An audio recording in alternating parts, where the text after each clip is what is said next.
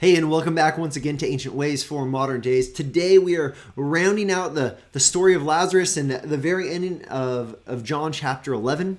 Now, my name is Mike Freeman, and I'm the pastor of Valley Christian Fellowship in Longview, Washington. And if you're just now jumping in, what we've seen so far is that Lazarus fell sick, and Jesus said that that sickness would result in the glory of God. Well, subsequently, Lazarus died. Jesus went and visited the tomb. Upon visiting, Jesus is moved with compassion. He's weeping. He's deeply moved, and then he ends up resurrecting Lazarus after he is claimed to be the resurrection and the life. Now there's this great moment where Lazarus is alive, and now we're going to see, once again, the variety of responses to Jesus, and what we're actually going to see is what's going to be really a turning point in Jesus' ministry. So let's jump in. We are in John chapter 11, starting in verse 45. Here's what the text says.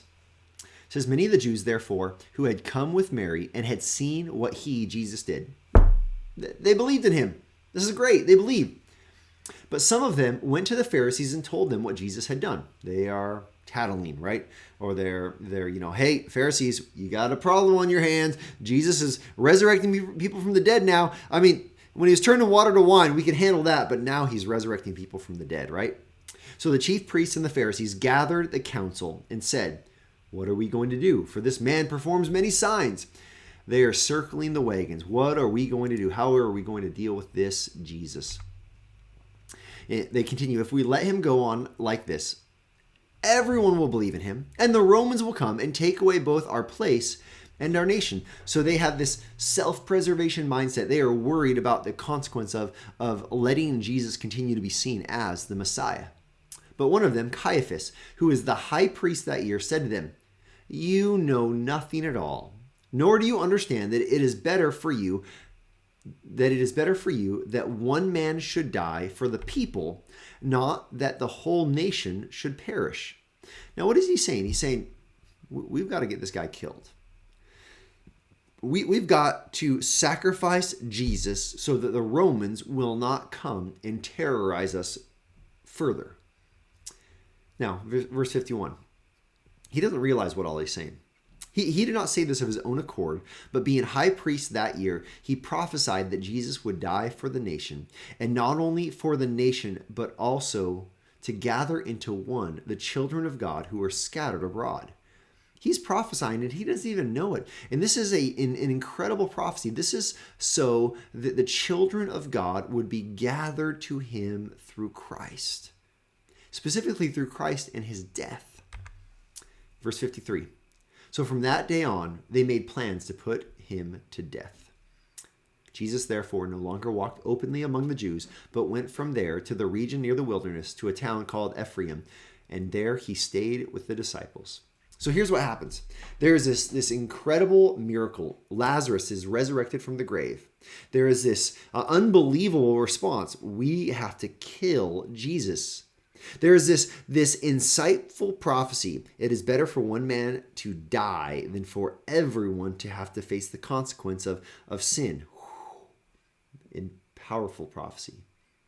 And then the result is Jesus now, his public ministry dramatically shifts.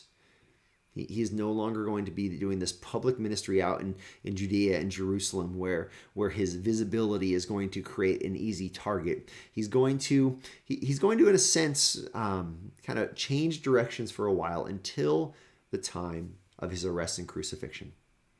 Now, what is our ancient way for our modern day here? Our ancient way for our modern day, I think, it's really one where we just marvel in the sovereignty of God. The sovereignty of God shows us that God is using Caiaphas, someone who is an unbeliever in Christ. He does not believe in Christ, and yet God is working in this man's life in such a way to bring truth to bear on the situation, to show us that Christ is, in fact, he is the Messiah, the long-awaited promised one. Just like all of the Old Testament prophecies are fulfilled in Christ, even now we have New Testament prophecy from the high priest showing us that Jesus is, in fact, the Christ. Now, the other thing this does is in our story, it turns up the plot, the tension meter in the plot, because now we know that they are looking for a way to kill Jesus. Well, this is going to come into play over the next half of the book of John. But for now, our ancient way for our modern day, I want us to just marvel at how God at just the right time sent Jesus, and in the right way, so that the human actors in the story, that they would be lined up in such a way that they would prophesy even of Jesus and his atonement, or his atoning death on our behalf. This just gives us confidence in God's plans for the world, confidence in God's plans as fulfilled in Christ, and confidence in God's plan working even in our life today. We can trust him. We can trust him because he's always been faithful, and his work, his decrees, they always come to fruition. This is the trust we have, and this is our ancient way for our modern day.